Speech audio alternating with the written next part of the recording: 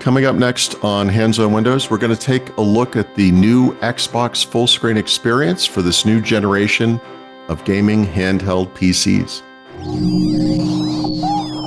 Podcasts you love. From people you trust.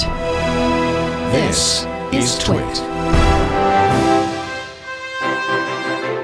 Hello, everybody, and welcome back to Hands on Windows. I'm Paul Thurrott, and in this very special episode of Hands on Windows, we're going to do something a little different. You may have heard that Microsoft is evolving the Xbox platform. It seems like the next generation of the consoles is going to be PC-based, right? And actual PCs, meaning.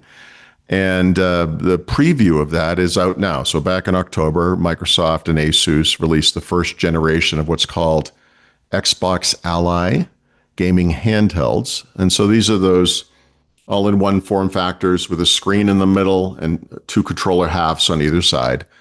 It's running Windows 11, but it's a stripped-down version of Windows 11. And instead of booting into the traditional desktop, it boots into the Xbox app, right? Which we know that Microsoft has been improving over time in Windows 11, specifically for this scenario, as it turns out. So I don't have an Xbox Ally, an Asus device, but what I do have here is a Legion Go 2 from Lenovo. So this is a bigger but similar gaming handheld. And to make sense of this, let me show you what this looks like. So I have it set up on a mount here. I don't want to move it. It's got a bunch of stuff going on. Normally you would hold this and just play it normally, but you can see it here. And it's about an 8-inch screen. This is the Xbox app loaded. It's got a USB port at the top through which the power and the dock are occurring, power button, etc. So you can see on the left, there's half of a controller, essentially, like you would see on an Xbox. And on the other side is the other half of that controller. And it might be hard to see, but right there at the bottom is actually a little trackpad, which is kind of a nice concession to the fact that this thing is a PC. So what we're essentially looking at here is a tablet, right? It's a little thick. It's actually pretty thick. It's probably about an inch thick. This is not a thin, light, MacBook Air type computer, but it has AMD Zen 5 internals, 16 or 32 gigs of RAM, different amounts of SSD storage depending on the model, etc. It's technically a 1080p plus, so it's 1920 by 1200. I actually have it a little lower for the screen recording, so the screen is actually a little less tall than it typically is. It's usually 1920 by 1200, but I just wanted to get an idea for the hardware. Battery life, I would say, is not great. We're probably looking at about somewhere between 2 and 3 hours on average. And let me just get this back to my normal video. And from here, what we'll do is go into the machine itself. And so we'll be looking at the screen such as it is. So I actually do have it connected to a dock. There's a mouse and a keyboard connected, but I'm not going to use those for this demo. I'm going to use an external controller, and the reason I'm doing that is because it would just be awkward for me to grab the screen up where it is, the sides of the controller. So you can connect an Xbox controller, works normally. So the way that this works is when the computer boots, it boots into this app, which is the Xbox app. So this is the new home experience. You can run Windows apps in this full screen experience. So if I launch settings like I did using a keyboard shortcut in this case, it's actually running full screen. You see there's no controls or anything there. And if I go down to gaming, you'll see there's this new section here for this full screen experience, and it's set to Xbox. The other choice is none, in which case it just boots normally into Windows. And you can determine whether it does that or not, and also whether it gives you some nice hints, because some of the keyboard shortcuts are, in this case, button combos, are a little bit difficult to just know. And so it will give you a little bit of a prompt to let you know. But one of the things you can do, so on the controller, if you hit and press and hold on the Xbox button, which is the white lit up button, you get this new task view experience. And it works just basically like task view does normally in Windows 11, except it works with the controller. So I can use the right bumper or left bumper to go back and forth between all the running apps. I can actually go down and just launch into the Windows desktop normally. So if you want to get out of this, you can do that. I'll just go back. Oh, no, actually, let me go back to Xbox because that would be the normal experience. So I'll just do that. And so from here, it's your basic launcher, right? We have access to all of the games we get through Game Pass. If you have that subscription, I do have Game Pass Ultimate, so I've got the kind of the full meal deal over there. Access to my library. So these are the games I've downloaded to the device, Grounded 2, Forza Motorsport, the recent Doom game, Call of Duty, of course, and Alan Wake. Just because I've never played through it, I wanted to kind of check that one out. But there's also this view up here, which I think is really interesting, where you can go in and you can see your own apps. And in this case, these are third-party PC game stores, right? So Epic Game Store, Steam, of course, Ubisoft rather, GOG, Battle.net, which is, I think, is technically part of Microsoft these days, but whatever. And the idea here is that you can install these stores, install the games you want to play, and when you do, those things will show up in my games here alongside your Xbox games, right? So it's not limited just to the games you get through Microsoft. So that's pretty cool. Other than that, it's pretty much a standard Xbox app experience. If I just tap on that Xbox key, you get the game bar, which is also, it's not really full screen per se, but it is an overlay. You only get one widget or view at a time. This is what's called compact mode, actually. And there's a couple of additional things in here in addition to, what you typically see on a Windows PC. And you can go down, for example, you get the power menu. So if I want to shut down the computer, I can do it right from here. I never have to go to the desktop or never have to use a mouse or whatever, which is kind of the same thing with networking, Bluetooth, for connecting a controller, airplane mode, and then other settings. And the other settings are actually, these will be familiar because if you've ever used this, because these are all the same settings that you get in Game Bar on a typical PC. You also get to go to the settings app from here, but I've already done that, so there's no reason for that. Let me bring that back because I didn't show you everything yet. So you get Game Assist. This is the mini version of Microsoft Edge web browser. So you're playing a game. If it knows the game, if it knows it can help you with the game, it will actually preload with content about that game so it can get going helping you. If it doesn't, you can just use this for a search as you would anywhere. The social stuff, these are the people who are, your friends and so forth. Gaming Copilot, this is brand new. I think we talked about this sometime in the past couple of months. Same thing as Game Assist in a way, but more proactive. And I think over time, probably more powerful, where if it recognizes the game that you're playing, I'm not playing a game right now, but if I were, it would say, hey, I see that you're playing Call of Duty. I see you're, having a hard time at this part of the level. Do you need some help getting through here? That kind of thing. And then just other controls related to volume capture. This is for screenshots and for video capture in gameplay, performance. You can see, this thing's doing pretty good. So I actually do have Call of Duty running in the background, interestingly, but it's using a lot of the RAM. But as far as CPU, GPU, not too much right now because we're just running the Xbox app and then Xbox Chat. And this is just a list of all the widgets, which are those views that you can display as part of Game Bar. Okay, so that's probably most of it. But first, here's a quick message.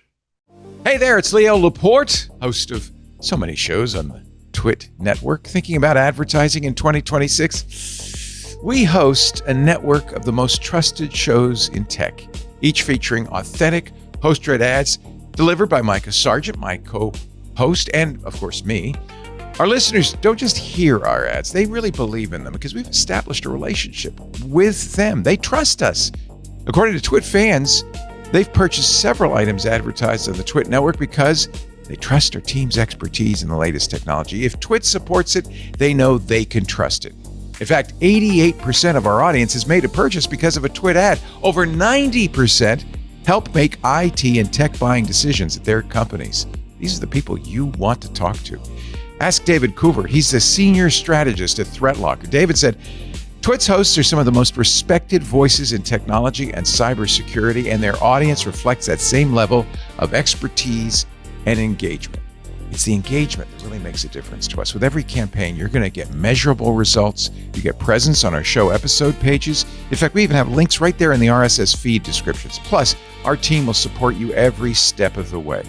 So, if you're ready to reach the most influential audience in tech, email us, partner@twit.tv, or head to twit.tv/advertise. I'm looking forward to telling our qualified audience about your great product. Now, as far as the gameplay experience goes, now normally, obviously, I would boot into this thing. I would launch a game. Call of Duty, if you've ever played it, it takes a long time to come up. So I have already got it running. I'm going to assume it's going to work well, but let's give it a shot. See if we can get in there. And when I was originally looking to do this episode, I was thinking, well, how am I going to do this? Like, what exactly? How exactly could I show you this? I was going to do a remote desktop thing, but I figured that would kill the frame rate. But actually, looking at this now, I can see it's killing the frame rate regardless. So usually on this device, I get between, I'd say 50, 55, and maybe 75 frames per second. That's at 1920 by 1200. So it's possible this is due to me,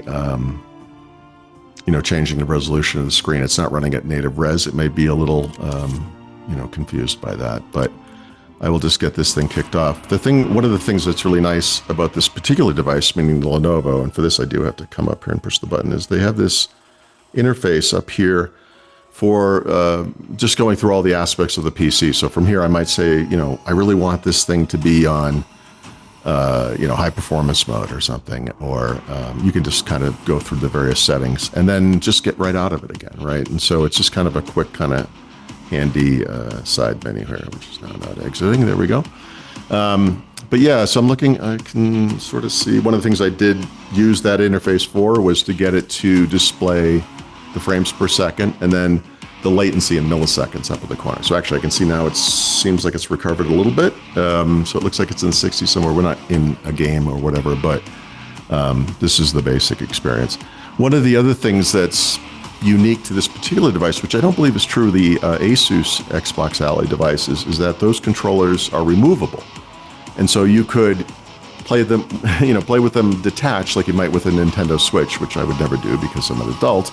But you could also use one as sort of a first-person shooter mouse, so it has like kind of a high-precision mouse capability where you could roll it on the table and then use the keyboard, your other hand with the keyboard, in the old kind of classic PC style. I play games with a controller, so when I play on this, I use the two sticks and I use the the D-pad, all the buttons, whatever. It's pretty standard. This particular device also doesn't have that Xbox button, so I've been using the Xbox button on my external controller, but you can go through that software I just showed you and program. They basically have several extra buttons in here, so you can actually program any of these buttons to bring that thing up if you are going to participate in that Xbox ecosystem. And I think as the hardware is updated to support this Xbox platform, this new full-screen Windows thing, it will go. So I'm obviously not going to play the game, but I just wanted to kind of show you, it's running, it's 70 frames per second. It's doing good. So that's good. Like this is the type of thing that would have been very hard to show you, with a remote desktop, of course, but in this type of thing, it's very good. Just let me get out of there before I destroy my my KD ratio or whatever. And then I'll just back out all the way of the game here. And it's funny because it says, quit to desktop, which is normal for the PC. And you're like, yep. But it's not going to quit to the desktop. It's going to quit to the Xbox experience. I haven't run this in a little while. I'm kind of curious what this will look like. It will say it's not been optimized, right? So yeah, in this particular case, I think because I screwed around with the native resolution, these games were already optimized for the screen, and now it's like, what is this thing? This looks different. So it's trying to load. But you get the idea that if anyone who's been in the Microsoft ecosystem for a long time, if you go back 20 years plus, you might have used Media Center or Tablet PC Edition. And one of the problems with Windows at the time, XP Media Center Edition, was that it was an overlay on top of Windows, which this sort of is. But what would happen is you'd be in the middle of watching a TV show or whatever content, and as you were just using it, a dialogue box would pop up, and you'd be sitting there with a remote, and you couldn't click the dialogue. And so one of the things that Microsoft's trying to solve here is that Windows should be 100% controllable, or close to 100% as possible, with a controller, right? And in my experience, I have to say, they've pretty much achieved that. I can't think of any. Well, every once in a while you do get a dialogue actually, but because in this mode in particular, so in the original software that they ship, Lenovo does, it's a PC. So it's kind of an awkward experience. You get that little get the PC thing. So you get a dialog box, and you do have to you can use a little trackpad or whatever. But with the Xbox full screen experience, everything is full screen. And so even if there's a dialog box, you're still going to be able to access it with the controller. And let me get out of this thing and show you what that looks like real quick, because this is, to me, is kind of the final piece of the puzzle in a way. I guess I did not exit that very well. Okay, so again, you exit, you go back to this. So I will use the mouse and the keyboard here for a moment, because I'm just trying to make the point. But if I use a shortcut like Windows key plus E to launch File Explorer, it launches, and now I've got the mouse attached. You can see the mouse cursor. So I can't drag this down. I can't click this to restore it. This is running full screen. If I then, I'm trying to think how we can do this in a way that makes sense. Yeah, if I just go to, actually, let's go in here. So I'll grab all these images.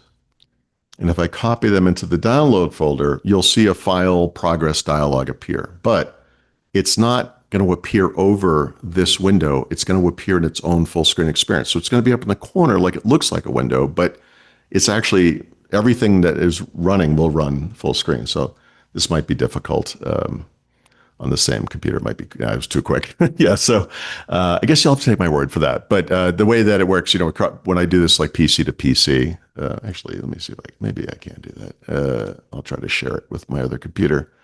If I do this over the network, and I will have to accept this here if it ever comes up. Let's see. Yeah, and so it did. And then when I do save, so you'll see now. Well, actually, it's appearing. It's not a file. It's not a file copy dialog. Never mind. But these things, it's full screen, and you can access anything that appears on screen with the controller now. So I think they've done it. Windows is still heavier than Linux, right? So if you have a Steam a box, which is coming soon, or a Steam Deck, or a Steam OS on whatever PC. You're going to have more resources to work with for games and so forth. Of course, the games aren't going to be as compatible, and you might not get the same performance. So this is kind of a neat in-between experience where the performance is fantastic. You get the full compatibility with all the games that require the anti-cheat technology, like Call of Duty does, for example, all work, which is a problem today on Linux still. The battery life is terrible. Right? You're not going to go on a cross-country flight and play Call of Duty for 5 hours. Sorry, it's not going to work that way. Call of Duty, we're looking at maybe 2.5 hours of battery life. Some of the, like Grounded 2 or some of the games that are lower impact will do better, but it's still 3 hours maybe at the best. So it's an interesting thing. It's and I wrote an article about how to get this onto a computer today. You could actually put this experience in any computer if you wanted to, but really, it's designed for these handheld gaming PCs where you have the integrated controller. So that's probably the better experience. So is Windows viable as a handheld gaming platform? Yeah, but I think there's still optimizations to come. Inevitably, there'll be some little problems, probably with dialogues and things like that, where they might have to fix that. But I think this points the way to the future, and I think this is what future Xbox consoles are going to look like too. So hopefully you found this interesting or entertaining. We'll have a new episode of Hands on Windows every Thursday. You can find out more at twit.tv/HOW. Thank you for watching. Thank you so much to our Club Twit members. If you're a member, thank you so much. We love you. If you're not, please consider joining, and you can find out more about that at twit.tv/clubtwit. See you next week.